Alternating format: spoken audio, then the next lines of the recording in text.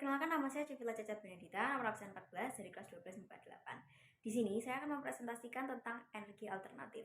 Di sini saya akan menjelaskan tentang 3 energi alternatif, yaitu matahari, air, dan juga biomasa. Yang pertama adalah energi matahari. Matahari merupakan salah satu bentuk energi alternatif atau energi terbarukan yang dapat diubah wujudnya. Pemanfaatan energi matahari dilakukan dengan mengubah sinar matahari menjadi energi panas maupun energi listrik. Di sini saya mengambil contoh kipas solar. Kipas ramah lingkungan memang jarang ditemukan, namun bukan berarti tidak ada. Kipas ini sama halnya dengan lampu solar di mana menggunakan bantuan fotovoltaik untuk membantu menyimpan energi yang diserap. Sumber energi dari kipas solar ini adalah menggunakan gelombang panas yang ada di dalam rumah dan mengubahnya menjadi energi angin untuk mendinginkan udara. Kipas solar yang satu ini sangat cocok digunakan untuk Anda yang ingin membuat rumah dengan konsep ramah lingkungan sehingga akan lebih hemat minyak listrik.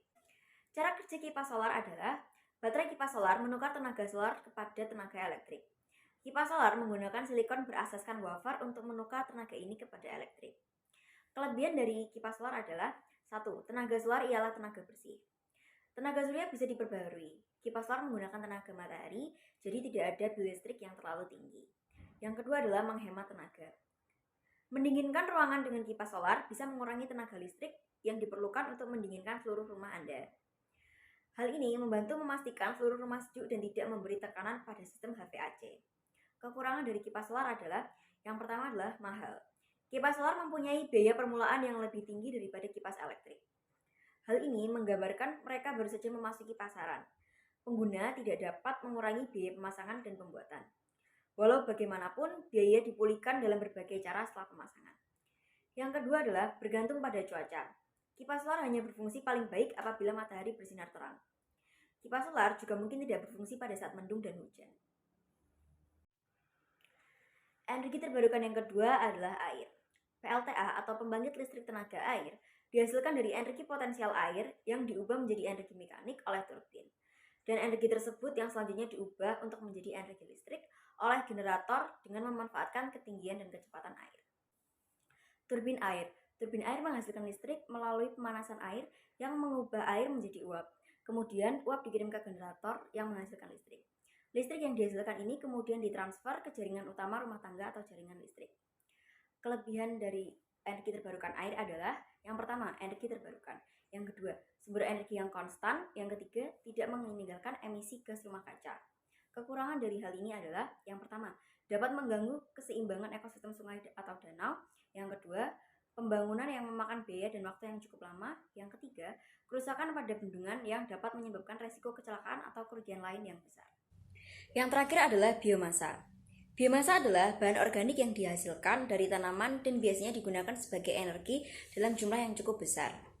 Manfaat dari biomasa adalah, yang pertama sebagai sumber tenaga bahan bakar, yang kedua sebagai bahan pangan, yang ketiga bahan primer serat, yang keempat bahan bangunan, yang kelima meminimalisasi polusi udara, yang keenam meningkatkan pendapatan negara, yang ketujuh mengurangi pencemaran lingkungan karena bahannya ramah lingkungan, yang kedelapan menghemat pemakaian dari bahan bakar fosil. Contoh biomasa. Beberapa contoh biomasa yang bisa kita temukan dengan mudah di sekitar adalah, yang pertama tinja dan kotoran hewan, yang kedua limbah pertanian seperti ampas tebu, yang ketiga limbah hutan, yang keempat berbagai jenis ubi-ubian, yang kelima berbagai jenis tanaman energi seperti kedelai, gandum, dan juga jagung, yang keenam berbagai jenis pepohonan, yang ketujuh rumputan, dan yang terakhir adalah kotoran manusia. Biodiesel. Biodiesel adalah bahan bakar yang sifatnya mirip dengan minyak diesel atau solar yang berasal dari bahan-bahan hayati seperti lemak hewani dan nabati.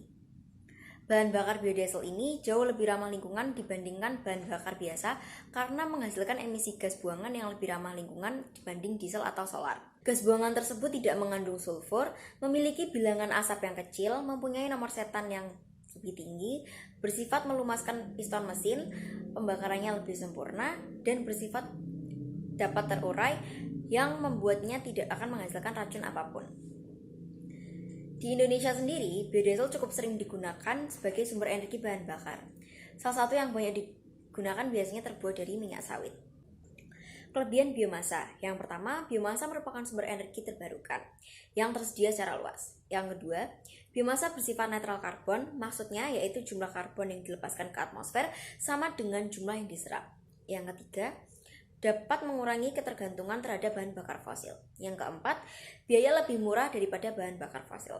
Yang kelima, produksi biomasa dapat menambah pendapatan produsen, misalnya dari penghasil sampah. Produksi biomasa dari limbah secara lebih menguntungkan. Tentunya juga dapat memberi nilai tambah dari sampah yang dihasilkan. Yang terakhir adalah mengurangi volume sampah di tempat pembuangan akhir atau TPA.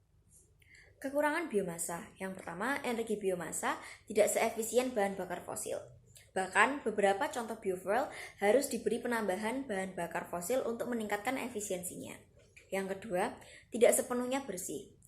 Biomasa memang netral karbon, tetapi jika dilihat kembali, penggunaan limbah contohnya dari hewan justru dapat meningkatkan jumlah gas metana yang berbahaya bagi lingkungan. Yang ketiga adalah dapat menuntun ke arah deforestasi. Sebab kayu merupakan salah satu sumber utama energi biomasa yang paling populer. Yang terakhir adalah tanaman penghasil biomasa dalam jumlah besar kemungkinan besar pula akan memakan ruang yang lebih banyak. Demikian yang bisa saya presentasikan. Apabila ada salah kata, mohon dimaafkan. Terima kasih.